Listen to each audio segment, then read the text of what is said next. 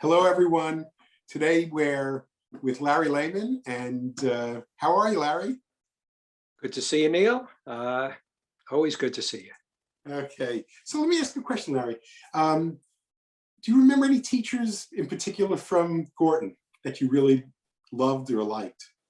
Okay, well, my homeroom teacher and the person who helped us with the yearbook was Miss Crabtree, Judy Crabtree.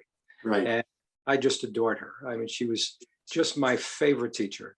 Couldn't have been luckier than to spend so much time with her. Yeah, she was wonderful. And there were others that you also sort of put into those favorite categories? Well, yeah, yes and no. I mean, there were a lot of people who I enjoyed being with in their classes, but she was the one who was really, really special. Even better. So I know you sort of had a connection with Greystone, and a number of people from our class lived in Greystone. You have any stories from there that, or how did it feel being part of that group? Well, again, I had moved to North Yonkers with my family just before we started 10th grade.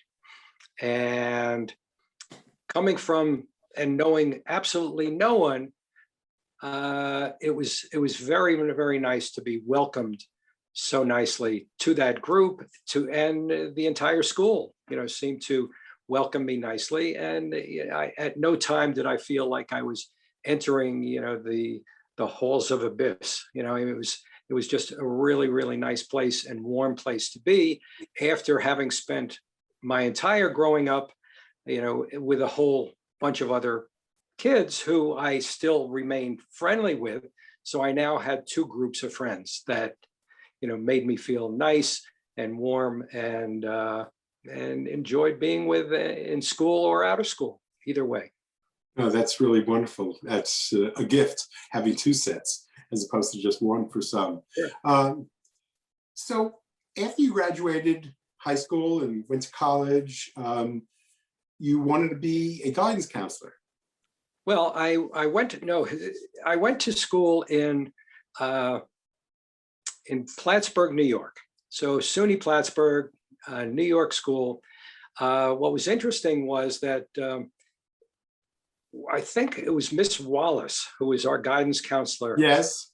Okay. And what happened was that she kept telling me that I was much brighter than I really was, and that my grades really didn't reflect the schools that she was telling me to go to or to apply to. So I applied to University of North Carolina, Duke, Michigan, and after getting many, many rejections, I went into there and said, "Hey, I need some help here." And she said, "I've got a great school for you," which turned out to be Plattsburgh. And when I went up there, I was going to be a dentist because I loved my dentist as a kid. Wow. And I thought I was, still thought I was a genius. So did miserably in biology, did miserably in calculus. And so I started to feel better about myself and feel less guilty. I started reading, but I was reading crap. I was reading, novels and mysteries and this and that. And what happened was that I said, as long as I'm reading all this stuff, why don't I become an English major? And then I became an English major, then I became a psychology major, and then I ended up going for a master's degree in guidance and counseling. Now, guidance didn't exactly work out. The place you were at wasn't the perfect place, certainly. No, I worked for someone who was not the most delightful person to work for. So I ended up going into sales. I was in sales for 40 years and continue in my retirement or semi-retirement. I am now working at REI and having a ball because during the previous years, I was traveling all over the world and hiking all over the world and had actually gone to trips with REI and knew what a great organization it was. And now I'm helping other people enjoy the wonderful adventures that I've had. Now, you say that you traveled all over, and I have a feeling that there was a woman named Judy who was part of that travel. Yes, my wife and I just love travel. This How was did you meet? interesting. How did you meet her? Well, I went to at Plattsburgh. I met her in college, and we were going out for a while. And there was we had a winter break, and I asked her. I said I had a brilliant idea. Why don't we go to Europe? And Nice. we took a month off. Well, we had a month off, so Right. we said, well, let's go to Europe, and we traveled all through Europe. With Europe on $5 a day. We flew Iceland Air into Iceland and then Luxembourg. We had Frommer's or whoever's Europe on $5 a day, and traveled all through Europe. We went to Luxembourg, we went to Paris, we went to Amsterdam, we went to Switzerland, Zurich. Which of those places did you like the best? Well, I found that Paris was the most beautiful city in the world, in my opinion. Amsterdam was very, very cool. Right. We had a lot of fun there. Yes. And but the whole trip was just very, very enlightening. This was actually Judy's first airline trip she had ever taken in her life. And it Wow. was going, and we both got a real bug. And we also did go, we went to Florence, we went to Rome. The museums were spectacular.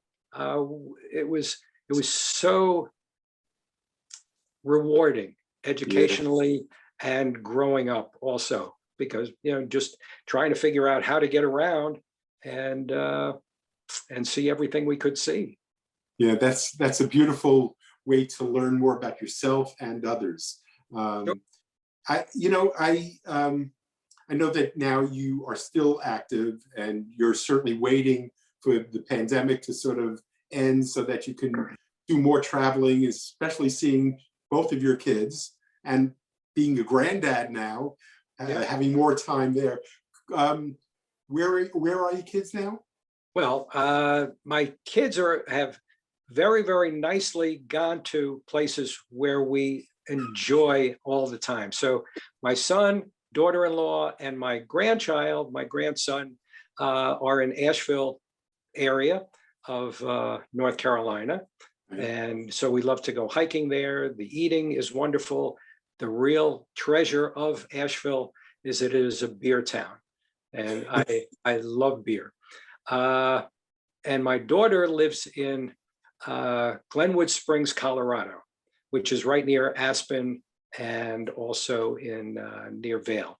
So again, a gorgeous area of the country. So as soon as we can get out there, we'd love to. Asheville, we're going to be going to pretty soon, and we're ready for that. And so you're thinking you might be moving to Asheville as a possibility? Well, it would be nice to be near family again. So it's been a long time, but. And you're living in Baltimore, the Baltimore area. Baltimore right now, yes. And what do you like Baltimore? I mean, when I think of Baltimore, I think of The Wire. And everybody asks me, was The Wire is it really like that? And the answer is absolutely. Yeah. But Baltimore is a good town. I enjoyed leaving the New York area just because it was a very, very big area.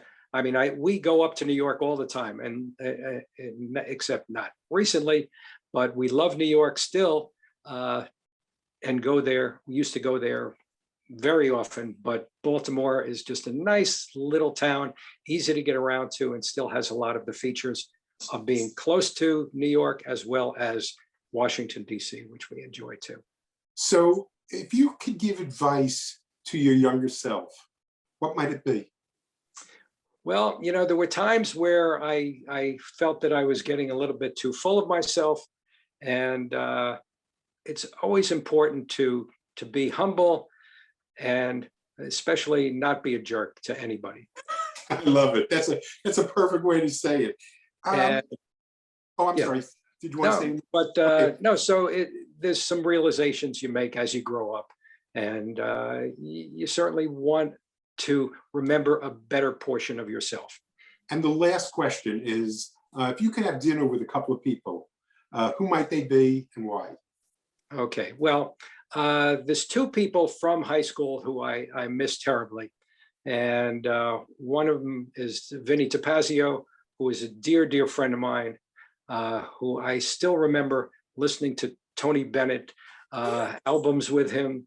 One of the few people who at that time enjoyed that kind of music. And also, I still remember also David Weiner, myself, and a couple of other kids with Vinny Tapazio went to Central Park to see Barbara Streisand.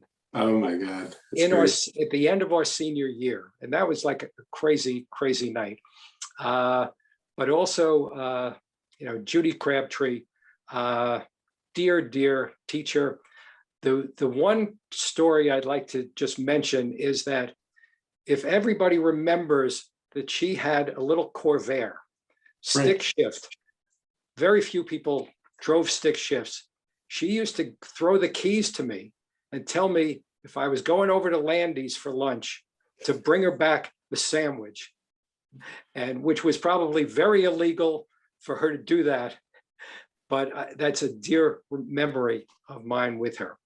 That's a beautiful way to end this interview. I'm so happy we got a chance to talk, Larry. I hope we get to see you and each other and others at the reunion. And thank you again. This was great. Thank you very much. Good to see you.